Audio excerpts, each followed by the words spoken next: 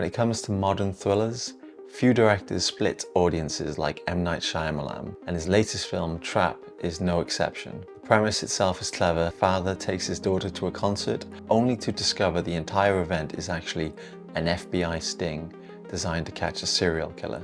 He is the serial killer. On the surface, it looks like a psychological thriller set at a pop concert, but beneath the flashing lights and the pounding music, it's a twisted character study about this guy, Cooper, played by Josh Hartnett. The setup is actually inspired by a real 1985 FBI operation. Shyamalan has always been a director who thrives on pushing the boundaries of the genre, from the quiet dread of The Sixth Sense, to the fractured identity crisis in Split, to now this surreal mix of true crime slash caper slash action film. M. Night often writes, directs, and even produces his films, creating a singular vision that gives him control over the work that he produces. He has bold ideas as a director, he creates great atmosphere, and you can't deny he's original. Everything he comes up with, in a world now where they just constantly recycle every single movie again and again. But what really grounds Trap and makes this an amazing movie is the lead performance, Josh Hartnett. He steps into the role of Cooper, father, but a monster out in the open.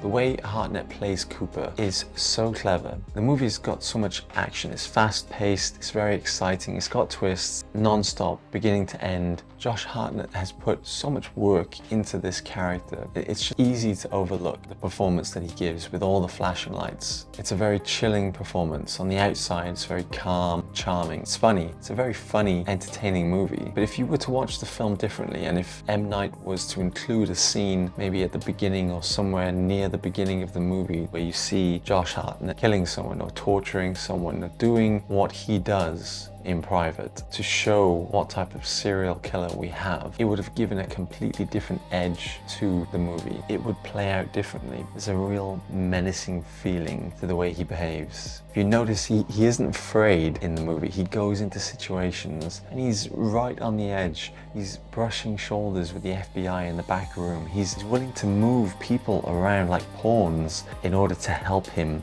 get out of this situation. All the way to the end when he actually uses the star of the show to actually get out. You think it's because M. Night has created this, exciting caper movie where you get to figure out how to escape and elude the police. But it's actually because this guy, Cooper, doesn't have the fear other people have. He doesn't see any problem with manipulating or killing his way out of the stadium. It's similar to Christian Bale in American Psycho. Both characters are sociopaths. They don't feel real emotion. Instead, they have to fake human emotions that they think are human emotions so that they can pass, which is a classic thing that sociopaths do, which is why both characters, both Pat Bateman and Cooper, they have this way of behaving and saying things that appear very cheesy and embarrassing. They say their lines to appear funny or excited about things. They fake it. He has a logical brain, he has the paternal nature towards his daughter, but the way he behaves around her, he's very much putting on a performance. He's saying funny things that he thinks is funny, but this kind of like cheesy is kind of, silly, but it's just the way he knows how to do it. So here are my 3 favorite scenes from the movie in terms of Josh Hartnett's performance that really reveal these little aspects to this character and what's going through his mind.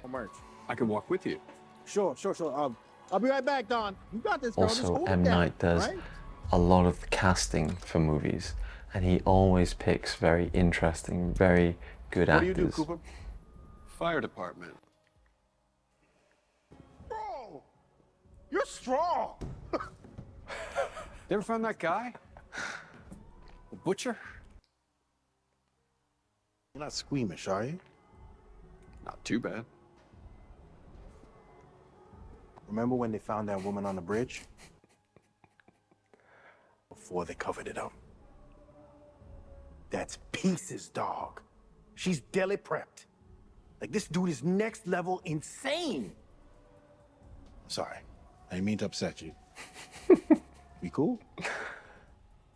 Yeah.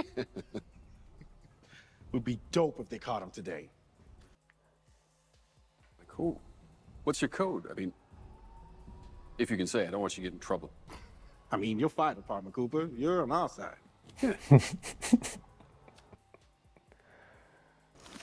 Yeah. Can you hold this?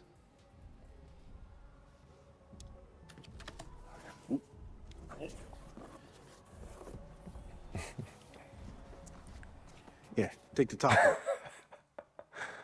Don't worry about it. Pass it forward, as they say. Don't forget this. Don't want you to get cut. Thanks, bro. It's just very funny, isn't it? It just shows how convincing he is that someone can just look at him and just be like, yeah, man, you're cool. You're one of us. The next scene, Did you have fun up there? we're near the end now. He's nearly getting out of the stadium, so he's getting more desperate. And you can see now there's this different look in his eye. This mask that he puts on is slipping. Definitely, he's losing it a bit now. Just for like 1 minute. Of course. I'm gonna talk to your dad for a second. BRB. We'll leave soon, honey.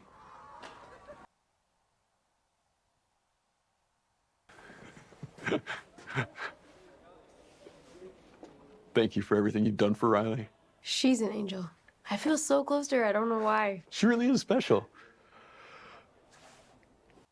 It's very Pat Bateman-esque, and it makes sense because that's, you know, that's how people think they need to act in those situations, because he knows I can't just talk to this girl. He's gotta, you know, put on this little act. And I don't know if you know anything about carbon monoxide. Your body wants the poison. It wants it more than oxygen. That's why it can be so very lethal in small spaces. You need to know about these sort of things as a firefighter. I'm sorry. Well, Raven has had some criticism about her performance, and I would say, you know, she is the weaker performer in the movie. I mean, you know, Josh's character is a sociopath, so he's faking human emotions, whereas she seems to be even struggling to show emotions. I don't know.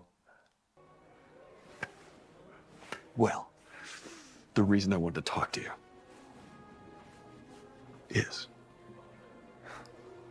I think you're looking for me.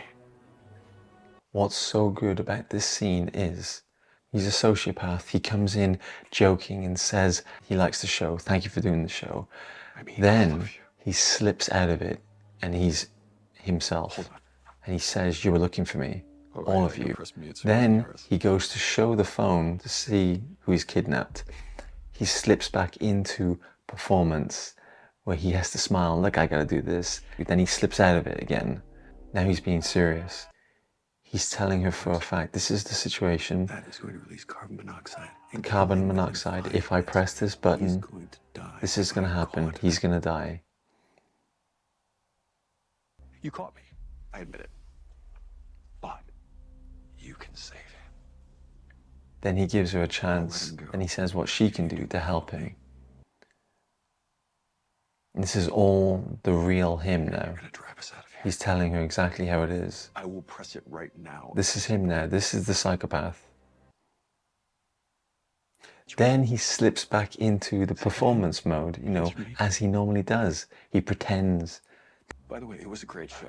He keeps slipping in and out. It's so cool what he's doing. He's 22 years old. He's into sustainable agriculture.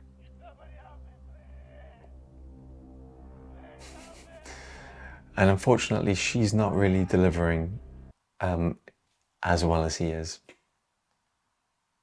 But she's great. Anyway, I think she does a great job and she's a great performer. And I think she was a good choice. She looks exactly how you want that character to look. So, the third and final scene. This is actually an extended version of this scene. So I don't know if you would see this in the movie. It's a very nice song. But what's so good about the scene is he has to stand there.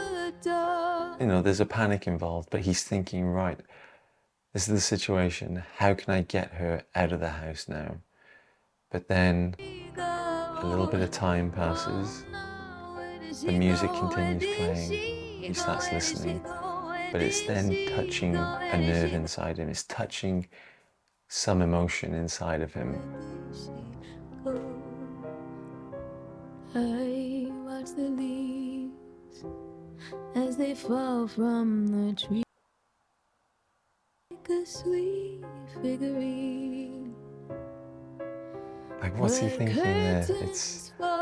It's such a great moment. The dark with joy when It's almost like maybe he's had just a hell of a day, and everything just through this one moment where he gets to suddenly zone out slightly by listening to this nice song, that there's a little bit of a wave of emotion that hits him. Now he's worried about his family finding out, about his daughter finding out. There could even be some level of personal guilt. What's great about M. Night is that he makes us side with characters that we shouldn't normally. You know, he forces us to, you know, confront some dark aspects. You know, the trap isn't just about whether this killer gets caught, but about whether we want him to get caught, you know. But honestly, you can't deny he gives a very chilling performance. You can't quite put your finger on it. He's smiling, but there's something uneasy about him. It would be interesting to observe him from a distance, but you certainly wouldn't want to know him as a person. So I hope you liked my choices for the best 3 parts of The Trap, and let me know what you think in the comments below, if you agree, or if you think you have some other choices in terms of what Josh Hartnett's done with this character. As always, thank you for watching, guys, and I'll see you on the next one.